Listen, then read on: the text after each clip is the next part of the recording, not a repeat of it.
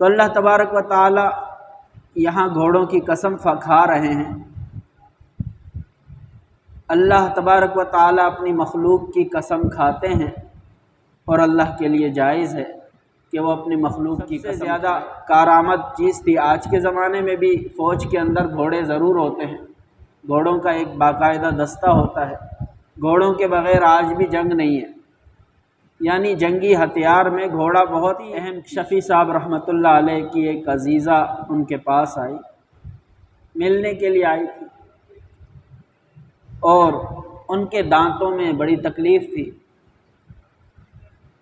مفتی صاحب سے چونکہ ان کی رشتہ داری ایسی تھی کہ پردہ نہیں تھا، تو انہوں نے کہا کہ مفتی صاحب دیکھو، دانت بھی بڑے عجیب چیز ہیں، آتے ہیں تو بھی درد ہوتا ہے، جاتے ہیں تو بھی درد ہوتا ہے، آتے ہوئے بھی تکلیف دیتے ہیں، جاتے ہوئے بھی تکلیف دیتے ہیں۔ مفتی صاحب نے فرمایا کہ تم نے ان کے آنے اور جانے کا سوچ لیا، اور بیچ میں 60 سال جو اس سے منو ٹنو غذا پیس کر معدے میں پہنچائی، اس وقت کا زمانہ یاد نہیں ہے۔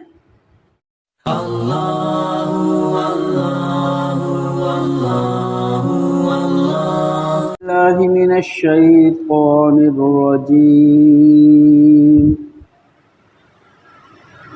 بسم اللہ الرحمن الرحیم، والعادیات ضبحا فالموریات قدحا فالمغیرات صبحا فأثرن به نقعا فوسطن به جمعا إن الإنسان لربه لكنود وإنه على ذلك لشهيد وإنه لحب الخير لشديد أفلا يعلم إذا بعثر ما في القبور وحصل ما في الصدور إن ربهم بهم يومئذ لخبير صدق اللہ العظیم۔ یہ سورۃ العادیات ہے، مکی سورت ہے، ہجرت سے پہلے نازل ہوئی ہے۔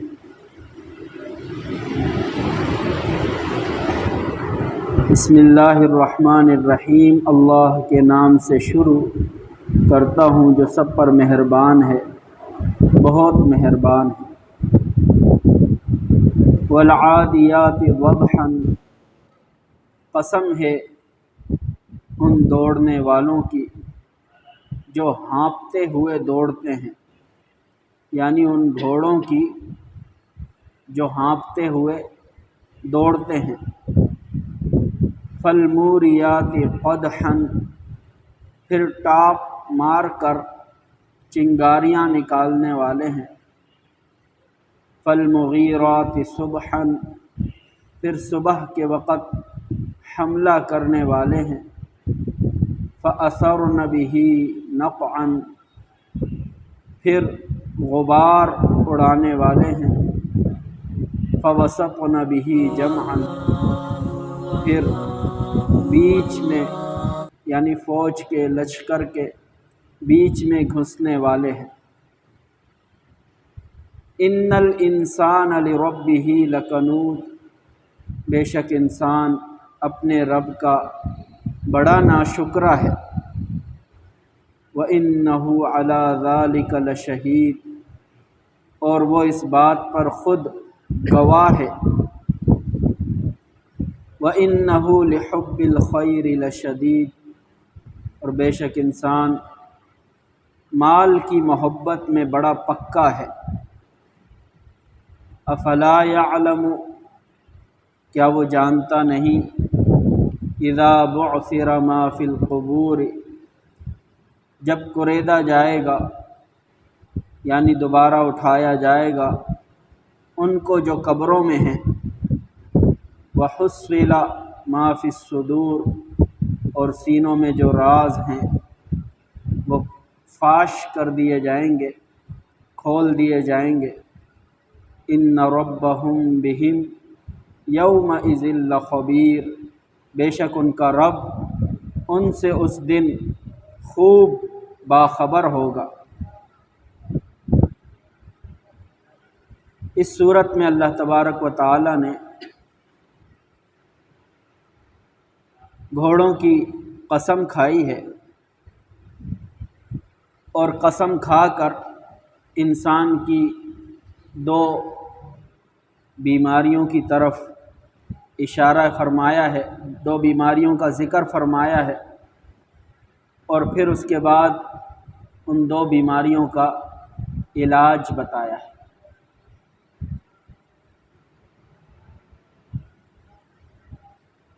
گھوڑے وفادار جانور ہیں، اور گھوڑوں کی مثال اللہ تبارک و تعالی نے، اور گھوڑوں کی قسم اللہ تبارک و تعالی نے اس لیے کھائی ہے کہ گھوڑا اتنا وفادار ہوتا ہے کہ جنگ میں دیکھو گھوڑے کے حالات، کہ مالک کے لیے وہ اپنی جان کی بازی تک لڑا دیتا ہے، مالک کو بچانے کے لیے اپنی جان کا خطرہ بھی مول لیتا ہے، اور اس کا مالک جو ہے گھوڑے کو صرف گھاس دانہ ہی کھلاتا ہے، اس کا تھوڑا خیال رکھتا ہے، تو گھوڑا اپنے مالک کا اتنا شکر گزار ہے، اتنا قدردان ہے اور اتنا وفادار ہے کہ پھر وہ اس کے اشارے پر دشمن کے بیچ میں گھس جاتا ہے، تیر بھی کھاتا ہے، نیزے بھی پڑ رہے ہوتے ہیں، لیکن گھوڑا منہ نہیں موڑتا اور صفوں کو چیرتا ہوا اندر گھستا ہوا چلا جاتا۔ وہ اس بات کا نہیں سوچتا کہ میں مارا جاؤں گا، بلکہ صرف وہ یہ سوچتا ہے کہ میرا مالک نے مجھے اشارہ کیا ہوا ہے آگے بڑھنے کا، تو اب میں نے جانا ہے آگے۔ تو اللہ تبارک و تعالی یہاں گھوڑوں کی قسم کھا رہے ہیں۔ اللہ تبارک و تعالی اپنی مخلوق کی قسم کھاتے ہیں، اور اللہ کے لیے جائز ہے کہ وہ اپنی مخلوق کی قسم کھائے۔ اللہ تبارک و تعالی قسم کھا کر اس چیز کی اہمیت کو بتاتے ہیں کہ یہ کتنی اہم چیز ہے، اس پر ذرا غور کرو، جس چیز کی میں قسم کھا رہا ہوں اس کے اوپر تھوڑا غور کرو۔ گھوڑوں کی قسم کھائی ہے تو گھوڑوں کی حالات پر ذرا غور کرو، گھوڑوں کی صفات پر ذرا غور کرو۔ پہلے زمانے میں گھوڑے ہی انسان کے لیے سب سے زیادہ کارآمد چیز تھی۔ آج کے زمانے میں بھی فوج کے اندر گھوڑے ضرور ہوتے ہیں، گھوڑوں کا ایک باقاعدہ دستہ ہوتا ہے، گھوڑوں کے بغیر آج بھی جنگ نہیں ہے، یعنی جنگی ہتھیار میں گھوڑا بہت اہم چیز ہے۔ تو اللہ تبارک و تعالیٰ نے گھوڑوں کی اہمیت کو واضح کرنے کے لیے کہ یہ گھوڑے کو ذرا دیکھو کہ اس کا مالک، اس کا خالق نہیں ہے، اس کو پیدا کرنے والا نہیں ہے، وہ صرف گھاس دانہ تنکا یہ دیتا ہے، اور اس کے لیے گھوڑے کی وفاداری دیکھو۔ اے انسان، ان گھوڑوں سے ذرا شرم کرو، ان گھوڑوں کے حالات کو دیکھ کر ذرا تم شرم کرو کہ میں تمہارا خالق ہوں، میں تمہارا مالک ہوں، ایک قطرے سے تمہیں پیدا کر کے پرورش کرتا رہا، جوان کر دیا، بوڑھا کر دیا، پوری زندگی کتنی نعمتیں تم استعمال کرتے رہے میری، اور ہر وقت انسان کے اوپر اللہ کی نعمتیں ہیں۔ انسان کو اللہ تبارک و تعالیٰ نے ان نعمتوں کی شکر گزاری کی دعوت دی ہے کہ تم ہو بڑے ناشکر کہ تکلیفوں کو یاد رکھتے ہو، اللہ کی نعمتوں کو بھول جاتے ہو۔ یہ تو یاد رہتا ہے کہ اللہ تعالیٰ کی طرف سے یہ بیماری آئی ہے، یہ تکلیف آئی ہے، یہ درد ہو رہے ہیں، یہ یاد نہیں رہتا کہ کتنا زمانہ تندرستی کا گزارا ہے، صحت کا کتنا زمانہ گزارا۔ تکلیف میں تو چند دن ہیں، تکلیف میں تو چند مہینے ہیں، اس سے پہلے سالوں جو تندرستی میں گزار دیے اس کا ذرا سوچا؟ اس نعمت کی طرف دھیان نہیں جا رہا۔ مال دے رہے ہیں اللہ تبارک و تعالیٰ، دولت دے رہے ہیں، کبھی فاقہ آ گیا، کبھی تنگ دستی آ گئی تو اس وقت رونا دھونا لگا ہوا ہے اور ناشکری کی جا رہی ہے کہ اللہ تبارک و تعالیٰ نے ہمیں کچھ دیا نہیں، لوگوں کو دیکھو اللہ کتنا دے رہے ہیں۔ تو حالانکہ یہ زمانہ تو بہت تھوڑا ہے تنگ دستی کا، اس سے پہلے جو کھاتا پیتا رہا وہ زمانہ بھول گیا۔ مفتی شفیع صاحب رحمۃ اللہ علیہ کی ایک عزیزہ ان کے پاس آئی، ملنے کے لیے آئی تھی، اور ان کے دانتوں میں بڑی تکلیف تھی۔ مفتی صاحب سے چونکہ ان کی رشتہ داری ایسی تھی کہ پردہ نہیں تھا، تو انہوں نے کہا کہ مفتی صاحب دیکھو، دانت بھی بڑے عجیب چیز ہیں، آتے ہیں تو بھی درد ہوتا ہے، جاتے ہیں تو بھی درد ہوتا ہے، آتے ہوئے بھی تکلیف دیتے ہیں، جاتے ہوئے بھی تکلیف دیتے ہیں۔ مفتی صاحب نے فرمایا کہ تم نے ان کے آنے اور جانے کا سوچ لیا، اور بیچ میں 60 سال جو اس سے منو ٹنو غذا پیس کر معدے میں پہنچائی، اس وقت کا زمانہ یاد نہیں ہے کہ ان دانتوں کی نعمت کا زمانہ کتنا تھا، کتنے عرصے تک یہ دانت تمہیں فائدہ دیتے رہے بغیر درد کے، اور تم اس سے اس اللہ کی نعمت کو استعمال کرتے رہے۔ تمہارا اس طرف دھیان ہی نہیں گیا کہ اللہ کا شکر ہے اتنے عرصے تک اللہ تعالیٰ نے مجھے دانتوں کی نعمت عطا فرمائی، اور جب اللہ نے ذرا تکلیف دی تو اب تمہیں تکلیف تو یاد آ رہی ہے، وہ نعمت بھول گئے۔ تو کہنے کا مقصد یہ ہے کہ اللہ تبارک و تعالیٰ نے اس صورت میں یہی ارشاد فرمایا، گھوڑوں کی قسمیں کھائیں اور پھر فرمایا ان الانسان لربہ لکنود، انسان اپنے رب کا بڑا ہی ناشکرا ہے، کنود ہے۔ کنود اس انسان کو کہتے ہیں جو تکلیفوں کو تو یاد رکھتا ہے لیکن احسانات کو بھول جاتا ہے، جو تکلیفوں کو تو یاد رکھتا ہے، احسانات کو بھول جاتا ہے۔ یعنی جب تکلیف آتی ہے تو اللہ کی شکایت زبان پہ آ رہی ہوتی ہے، اللہ تعالیٰ سے شکوے آ رہے ہوتے ہیں، اور جب اللہ تعالیٰ احسانات فرما رہے ہیں تو اس وقت کوئی شکر گزاری کے کلمے زبان پہ نہیں آ رہے کہ یا اللہ تیرا شکر ہے، یا اللہ تیرا شکر ہے۔ اب دیکھو ہم سب کے ہاتھ سلامت ہیں لیکن ہماری زبانوں سے شکر کے کلمے نہیں نکل رہے کہ یا اللہ تیرا شکر ہے ہاتھ ٹھیک ہے میرے، ہمارے پاؤں ٹھیک ہے لیکن اس نعمت پر ہمیں اللہ کا شکر نہیں ہو رہا ہم سے کہ یا اللہ تیرا شکر ہے ہمارے پاؤں ٹھیک ہے۔ جسم کو سر کے بالوں سے لے کر پاؤں کے ناخن تک دیکھ لیں، کتنی نعمتیں میں اس وقت ہم بیٹھے ہوئے ہیں لیکن ہماری زبان سے اللہ کا شکر نہیں نکل رہا۔ کیوں؟ اس لیے کہ ان نعمتوں کی طرف ہمارا دھیان نہیں جا رہا۔ تو اللہ تبارک و تعالی کی طرف سے اگر کوئی ایک تکلیف بھی ہو تو انسان اس وقت بھی اللہ کے احسانات کو سوچے۔ دیوبند کے ایک بہت بڑے عالم تھے، ان کا واقعہ ہے، مفتی اصغر حسین صاحب، مفتی شفیع صاحب رحمۃ اللہ علیہ کے استاد تھے۔ مفتی صاحب اپنے استاد کے پاس گئے تعزیت کے لیے، بیمار تھے وہ، بہت بخار تھا انہیں، تعزیت کی، پوچھا کہ کیسے حال ہیں، تو ان کے جو استاد محترم تھے مفتی اصغر حسین صاحب فرمانے لگے کہ اللہ کا شکر ہے، ہاتھ بالکل ٹھیک ٹھاک ہے، آنکھیں بھی بالکل صحیح کام کر رہی ہیں، دماغ بھی بالکل صحیح کام کر رہا ہے، اور پاؤں بھی بالکل ٹھیک ٹھاک ہیں، سلامت ہیں، اللہ کا شکر ہے، پیشاب پخانے میں بھی کوئی پریشانی نہیں، بس تیز بخار ہے، اور تیز بخار بھی تو اللہ کی نعمت ہے، اس سے گناہ معاف ہو جاتے ہیں، اس سے گناہ معاف ہو جاتے ہیں۔ حدیث میں آتا ہے کہ بخار سارے جسم کے گناہوں کو دھوتا ہے، کیونکہ جسم پورے بخار جو ہوتا ہے وہ پورے جسم پر ہی ہوتا ہے، تو جہاں تکلیف ہوتی ہے وہاں گناہ معاف ہوتا ہے۔ تو جب تکلیف پورے جسم پر ہے، بخار پورے جسم پر ہے، تو پورے جسم کے گناہ معاف ہو رہے ہیں۔ تو مفتی صاحب کیا فرمانے لگے کہ تیز بخار ہے لیکن تیز بخار بھی تو گناہوں کو معاف کرنے والا ہے اللہ کی طرف سے، یعنی اس پر بھی اللہ کا شکر ہے۔ تو یہ ہوتی ہے شکر گزاری کی عادت۔ تو آج ہمارے اندر شکر گزاری کی کمی ہے کہ ہم لوگ اللہ کی نعمتوں کا شکر ادا نہیں کرتے۔ اگر ہم اللہ کی نعمتوں کا شکر ادا کریں گے، اللہ سے محبت بڑھے گی، کیونکہ جس کا احسان انسان مانتا ہے اس کے ساتھ محبت بھی کرتا ہے۔ جس کا احسان مانتا ہے اپنے اوپر، اس کے ساتھ محبت ہوتی ہے۔ ماں باپ کے احسانات ہیں اولاد پر، تو ماں باپ کے ساتھ محبت بھی۔ اسی طرح کوئی دوست آپ پر احسانات کر دے، آپ کی مشکل میں کام آ جائے، آپ کی مشکل وقت میں مدد کر دے، احسان ہوگا اس کا آپ کے اوپر، تو آپ کو اس کے ساتھ ایک محبت ہوگی، ایک تعلق ہوگا۔ اب جب اللہ تعالیٰ کے احسانات کو ہم انسان اپنے اوپر سوچیں کہ میں ابھی بیٹھا ہوا ہوں تو بھی نعمتوں میں بیٹھا ہوا ہوں،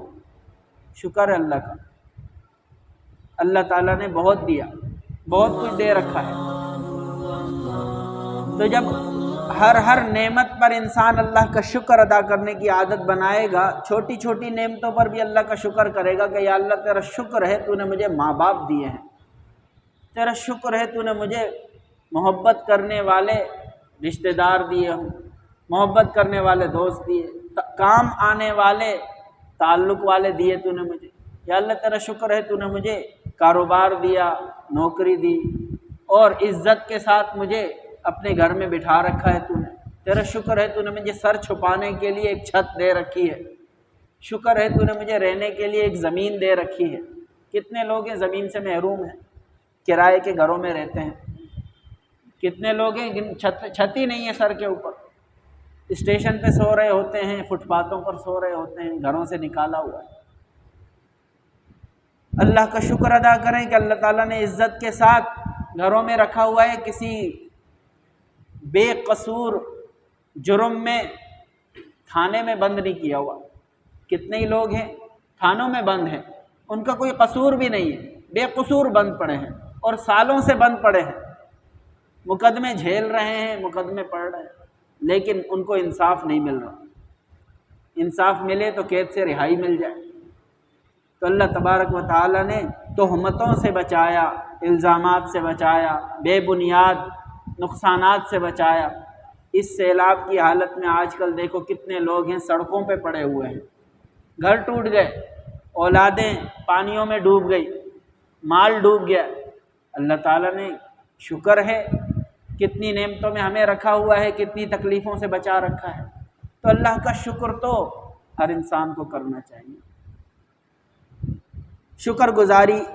ہمارے اندر کمی ہے۔ اللہ تعالیٰ نے اسی ایک بیماری کی طرف اشارہ فرمایا پہلے، ان الانسان لربہ لکنود، انسان اپنے رب کا بڑا ناشکرا ہے، وَإِنَّهُ عَلَىٰ ذَلِكَ لَشَهِيدٌ، اور وہ اس پر خود گواہ بھی ہے، یعنی انسان کو خود احساس بھی ہے اس بات کا کہ واقعی میں ناشکری کرتا ہوں، اللہ کا شکر نہیں کرتا، مجھے اللہ نے بہت کچھ دے رکھا ہے پر میں ان نعمتوں پہ اللہ کا شکر نہیں کرتا ہوں۔ شکر کسے کہتے ہیں؟ جنید بغدادی رحمۃ اللہ علیہ بہت بڑے اللہ والے گزرے، ان سے کسی نے پوچھا کہ اللہ کی نعمت کا شکر کیسے کیا جاتا ہے؟ انہوں نے فرمایا کہ اللہ کی نعمت کو غلط استعمال نہ کریں، اللہ کی نعمت کو صحیح جگہ پر استعمال کریں، یہ اللہ کی شکر گزاری ہے۔ اب مال ہے، مثال کے طور پر اللہ نے کسی کو مال و دولت دیا ہے، اب مال و دولت ایک نعمت ہے، اب اس کو اگر صحیح جگہ پر استعمال کرے انسان، اللہ کا حق ادا کرے، مخلوق کا حق ادا کرے، تو یہ مال کی نعمت کا شکر ادا ہو رہا ہے۔ آنکھیں دی ہیں اللہ نے، جسم کے اعضاء دیے ہیں، ان کو اگر عبادت کے لیے استعمال کیا جائے، قرآن پاک کی تلاوت کے لیے استعمال کر رہا ہے، اللہ تعالیٰ کی حلال چیزوں کو دیکھتا ہے، حرام چیزوں سے بچاتا ہے اپنے آپ کو، تو یہ آنکھوں کی نعمت کا شکر ادا کر رہا ہے۔ یعنی جسم جو بھی اللہ کی نعمت ہمیں ملی ہوئی ہے اس کو صحیح استعمال کیا جائے تو یہ اللہ کا شکر ہے۔ زبان کی نعمت ہے، صحیح استعمال کیا ہے اس کا کہ اللہ کا ذکر کرے، زبان سے اچھی بات بولے کسی کو، اور کسی کی دل کو خوش کرنے والی بات کرے، زبان سے کسی کو تکلیف نہ دے۔ تو اگر زبان کا صحیح استعمال ہو رہا ہے تو یہ زبان کی نعمت کا شکر ادا ہو رہا ہے، ہاتھوں کا صحیح استعمال ہو رہا ہے تو ہاتھوں کی نعمت کا شکر ہو رہا ہے۔ تو شکر گزاری اسی کو کہتے ہیں کہ انسان اللہ کی نعمت کو غلط استعمال نہ کرے۔ جب انسان اللہ کی نعمت کو غلط استعمال کرے گا، اللہ تعالیٰ ناراض ہو کر اس سے وہ نعمت واپس لے لے۔ کتنی ہی مثالیں ہیں اس کی کہ جو لوگ اللہ کی نعمت کو غلط استعمال کرتے ہیں، اللہ تعالیٰ نعمت چھین لیتا ہے ان سے، ناقدری کرتے ہیں نعمت کی۔ آپ خود سوچیں، اگر کوئی آپ کو ایک نیا جوڑا تحفے میں دے دے، کوئی ہدیے میں دے دے کہ یہ بھائی میری طرف سے آپ کے لیے گفٹ ہے، اور آپ اس کے سامنے وہ جوڑا نالی میں ڈال دیں اور زبان سے اس کو کہیں کہ آپ کا بہت بہت شکریہ، تو اس کے دل پہ کیا گزر رہی ہوگی کہ یہ میرے احسان کا یہ اس نے بدلہ دیا ہے کہ میں نے جو اس کو نعمت دی، میں نے جو اس کو گفٹ دیا، میری آنکھوں کے سامنے نالی میں ڈال دیا، اور پھر زبان سے کہہ رہا ہے کہ آپ کو بہت بہت شکریہ۔ تو اسی طرح اللہ تعالیٰ نے ہمیں بہت ساری نعمتیں دی ہیں، اگر ان کو ہم گناہوں میں استعمال کر رہے ہیں، غلط استعمال کر رہے ہیں، تو یہ ایسا ہی ہے کہ کسی کے تحفے کو اس کی آنکھوں کے سامنے نالی میں ڈالا جا رہا ہے۔ تو دینے والے کے کیا جذبات ہوں گے، اور اللہ تبارک و تعالیٰ اس بات پر خوش ہوں گے یا ناراض ہوں گے؟ ظاہر سی بات ہے اللہ ناراض ہوں گے کہ میں نے اس کو نعمت کس لیے دی تھی اور یہ اس سے کیا کر رہا ہے۔ اب اللہ نے کسی کو مال دیا ہو، اگر تو وہ اس سے سخاوت کرتا ہے، لوگوں پہ خرچ کرتا ہے، اپنے ماں باپ کا حق ادا کرتا ہے، رشتہ داروں کا حق ادا کرتا ہے، زکوٰۃ کا موقع آتا ہے زکوٰۃ بھی دیتا ہے، کوئی غریب کی مدد کا موقع آتا ہے تو صدقہ بھی دیتا ہے، مسجد مدرسے دی اللہ کی راہوں میں خرچ کرتا ہے، جو بھی اللہ کی نیک راہیں ہیں ان سب میں وہ لگاتا ہے، تو اب وہ مال کو صحیح استعمال کر رہا ہے، یہ مال اس کے لیے آخرت کا ذخیرہ بن رہا ہے۔ تو یہ اسی لیے اللہ تبارک و تعالیٰ نے مال کو خیر بھی فرمایا کہ مال تو خیر ہے، اور مال کو فتنہ بھی فرمایا ہے۔ اگر صحیح استعمال کرے انسان تو خیر ہی خیر ہے، غلط استعمال کرے، روک کر رکھے، کنجوسی کرے، بخیلی کرے، زکوٰۃ نہ دے، صدقے نہ نکالے، مال پہ سانپ بن کے بیٹھا ہوا ہے، نہ خود کھاتا ہے نہ دوسروں کو کھانے دیتا ہے، تو اللہ تبارک و تعالیٰ اس چیز سے ناراض ہوتے ہیں کہ یہ نعمت کا صحیح استعمال نہیں۔ تو اللہ تبارک و تعالیٰ نے ہماری بیماری کی طرف کا ذکر فرمایا، اور اس کے بعد اس کا علاج بتا رہے ہیں آگے اللہ تعالیٰ۔ علاج کیا بتایا؟ افلا یعلم اذا بعثر ما فی القبور وحصل ما فی الصدور، کیا انسان جانتا نہیں ہے کہ جب قبروں میں جو کچھ پڑے ہوئے ہیں انسان، ان کو اٹھایا جائے گا قبروں سے، اور سینوں میں جو راز چھپے ہوئے ہیں وہ آشکارا کر دیے جائیں گے، ظاہر کر دیے جائیں گے لوگوں کے سامنے۔ سینے میں کیا راز ہے؟ نیتیں ہیں انسان کی، انسان کسی کو دے رہا ہے کس نیت سے دے رہا ہے، نیتوں کا حال تو اللہ جانتا ہے، قیامت کے دن اللہ تعالیٰ نیتوں کو ظاہر فرما دیں گے، کس نیت سے تو نے دیا تھا۔ آج میں آپ کے سامنے درس دے رہا ہوں، کس نیت سے دے رہا ہوں آپ لوگوں کو پتہ نہیں، لیکن اللہ کو خوب خبر ہے کہ میری نیت کیا ہے۔ قیامت کے دن اللہ تبارک و تعالیٰ کھڑا کر کے فرمائیں گے کس نیت سے درس دیا تھا، کس نیت سے تو قرات کرتا تھا، کس نیت سے تو لوگوں پہ مال خرچ کرتا تھا۔ لوگ سخی کہیں، لوگ بڑا عالم کہیں، لوگ بڑا قاری کہیں، لوگ بڑا بہادر کہیں، اگر لوگوں کے لیے کیا تھا تو کچھ بھی فائدہ نہیں ہوگا، یہ عمل اللہ قبول ہی نہیں کرے گا۔ اللہ تعالیٰ فرمائیں گے کہ یہ عمل تو راکھ کے برابر بھی اس کا وزن نہیں ہے۔ ہاں، غلط نیت کی وجہ سے نقصان یہ ہوگا کہ ریاکاروں کو دوزخ میں ڈال دیا جائے گا، دکھاوا کرنے والے کو دوزخ میں ڈال دیا جائے گا۔ تو وحصل ما فی الصدور، جو سینوں میں راز ہیں وہ آشکارا کر دیے جائیں گے، کھول دیے جائیں گے۔ یعنی انسان کو علاج یہ بتایا گیا کہ ذرا آخرت کا خوف کرو، اپنا آخرت کو سوچو کہ ایک دن قیامت کا آنے والا ہے، اس دن سب انسانوں کو اللہ کے سامنے پیش ہونا پڑے گا، حساب کتاب دینا پڑے گا۔ انسان اپنی آخرت کا ذرا فکر کرے تو یہ جو ناشکری کی عادت ہے یہ ختم ہو جائے گی اور اللہ کا شکر کرنے والا بن جائے گا۔ اللہ کی شکر گزاری جیسے میں نے کیا بتائی کہ نعمت کو صحیح استعمال کرنے لگ جائے گا۔ اگر انسان کو آخرت کا خوف ہوگا تو آنکھیں صحیح استعمال کرے گا، آخرت کا فکر ہوگا تو مال کو صحیح جگہ پہ خرچ کرے گا، صحیح جگہ لگائے گا۔ آخرت کا فکر ہوگا تو یہ اپنی طاقت قوت صحیح جگہ میں استعمال کرے گا، کسی پہ ظلم نہیں کرے گا، بے انصافی نہیں کرے گا، دھوکے نہیں دے گا، خیانت نہیں کرے گا، دو نمبری نہیں کرے گا، فراڈ نہیں کرے گا، یتیموں کا مال نہیں کھائے گا۔ یہ سب کس سے ہوگا؟ آخرت کے خوف سے ہوگا۔ حساب کتاب کا فکر جس کو پڑے گا وہ نماز بھی پڑھے گا، جس کو حساب کتاب کی سوچ ہوگی وہ سچ بھی بولے گا، جھوٹ نہیں بولے گا، جس کو اللہ کے سامنے کھڑے ہونے کا ڈر ہوگا وہ ماں باپ کی بھی عزت کرے گا، وہ بہن بھائیوں کا بھی حق ان کو دے گا، وہ اپنی اولاد کی بھی اچھی تربیت کرے گا، نیک تربیت کرے گا، کیونکہ اس کو اپنی آخرت کا فکر ہے کہ یہی اولاد مجھے آخرت میں کام آ جائے گی اگر میں نے اس کی صحیح تربیت کر دی، حافظ بنا دیا، عالم بنا دیا، اچھا مسلمان بنا دیا، معاشرے کا اچھا فرد بنا دیا، تو یہ اچھے کام کرے گا، نیکی کے کام کرے گا، اللہ اس کا اجر مجھے دے گا۔ تو مطلب کیا ہوا کہ انسان کی جو بیماری ہے کہ مال سے بہت زیادہ محبت کرنا اور محبت کی وجہ سے صحیح جگہوں میں بھی خرچ نہ کرنا، نہ زکوٰۃ دینا، نہ صدقے دینا، نہ نیک راہوں میں لگانا، یہ مال کی وہ محبت ہے جس سے اللہ نے منع کیا ہے کہ مال کی انسان کو ایسی محبت بھی نہیں ہونی چاہیے کہ وہ حق جگہ پر بھی اپنا مال خرچ نہ کرے۔ جو انسان زکوٰۃ دیتا ہے، صدقات میں خرچ کرتا ہے، جہاں ضرورت کا موقع ہوتا ہے، نیک راہیں ہوتی ہیں وہ لگاتا ہے، تو اس کو یہ نہیں کہا جائے گا کہ یہ مال کی محبت میں گرفتار ہے، نہیں، یہ مال کی محبت میں گرفتار نہیں ہے، کیونکہ یہ مال کو صحیح جگہ پہ لگاتا ہے۔ مال کی محبت میں گرفتار اس کو کہیں گے جو نہ زکوٰۃ دیتا ہے، نہ صدقات دیتا ہے، نہ خیر خیرات میں لگاتا ہے، نہ غریبوں کی مدد کرتا ہے، بس اپنی عیاشی میں لگاتا ہے پیسہ اور غلط جگہوں میں پیسہ خرچ کر رہا ہے، تو اس کو کہا جائے گا کہ یہ مال کی محبت میں ایسا اندھا ہے کہ اس کو حلال حرام کی کوئی تمیز نہیں ہے، اس کو اللہ کی کوئی پرواہ نہیں ہے۔ تو یہ ہے مال کی محبت میں اندھا انسان، پھر وہ دھوکے کو نہیں دیکھے گا، وہ سود کو نہیں دیکھے گا، اس کو اللہ کی کوئی پرواہ ہی نہیں۔ تو اللہ تبارک و تعالی نے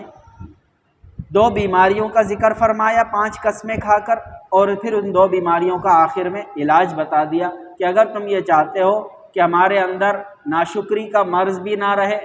شکر گزار بن جائیں، اور ہمارے اندر مال کی محبت ایسی نہ ہو کہ جو اللہ تعالیٰ کو پسند نہیں، تو پھر اپنی آخرت کا فکر کر لو، فکر کر لو اس دن کا جس دن قبروں سے مردے اکھاڑے جائیں گے اور جس دن سینوں کے راز کھول دیے جائیں گے۔ ان ربہم بہم یومئذ لخبیر، اس دن ان کا رب ان کے اعمال کی خوب خبر رکھنے والا ہوگا، یعنی ہمارے اعمال اللہ سے چھپے ہوئے نہیں ہیں، ہمارے اعمال کی اللہ کو خوب خبر ہے، اور یہ ہمیں اس دن پتہ چل جائے گا جب قیامت کا دن ہوگا کہ اللہ تعالیٰ کو ہماری کتنی خبر ہے۔ ہم رات کو سوئے ہوئے بھی ہیں اور ہلکی سی آنکھ کھلی اور ہم نے کیا کیا، صبح اٹھ گئے، ہمیں پتہ نہیں ہے کہ رات کو آنکھ کھلی تھی میں نے کیا کیا تھا، اتنی کیونکہ اس وقت نیند کا غلبہ تھا، تو ہم اپنا کام خود بھول گئے ہیں، لیکن اللہ کو خبر ہے کہ یہ رات کو اٹھا تھا اس نے کیا کیا۔ قیامت کے دن اللہ تبارک و تعالی ہماری چھوٹی چھوٹی باتوں کو بھی سامنے کر دیں گے، تو انسان کو اپنی آخرت کا غم فکر ہوگا تو انسان کی بیماریاں جو ہیں وہ خود بخود دور ہو جائیں گی۔ ہماری گناہوں کی بیماریوں کا علاج ہی یہ ہے کہ ہم اپنی آخرت کا فکر کریں، اللہ تعالیٰ سے دعا کریں، اللہ تبارک و تعالیٰ قرآن پاک کے ذریعے سے ہمیں جو ہدایت دینا چاہتے ہیں اللہ کرے وہ ہدایت ہمیں حاصل ہو جائے اور ہم بھی سیدھی راہ پر چلیں اور قرآن کی تعلیم کے مطابق اپنی زندگی گزاریں۔ اللہم آنس وحشتنا فی قبورنا، اللہم اغفر لنا وارحمنا بالقرآن العظیم واجعلہ لنا اماما ونورا وہدی ورحمة، اللہم ذکرنا منہ ما نسینا وعلمنا منہ ما جہلنا وارزقنا تلاوته آناء الليل وآناء النهار واجعله لنا حجة يا رب العالمين. اللهم اجعل القرآن العظيم ربيع قلوبنا ونور صدورنا وجلاء همنا وذهاب حزننا برحمتك نستغيث يا أرحم الراحمين يا أرحم الراحمين يا أرحم الراحمين. آمين آمين آمين. حسبی اللہ و نعم الوکیل، نعم المولا و نعم النصیر. حسبی اللہ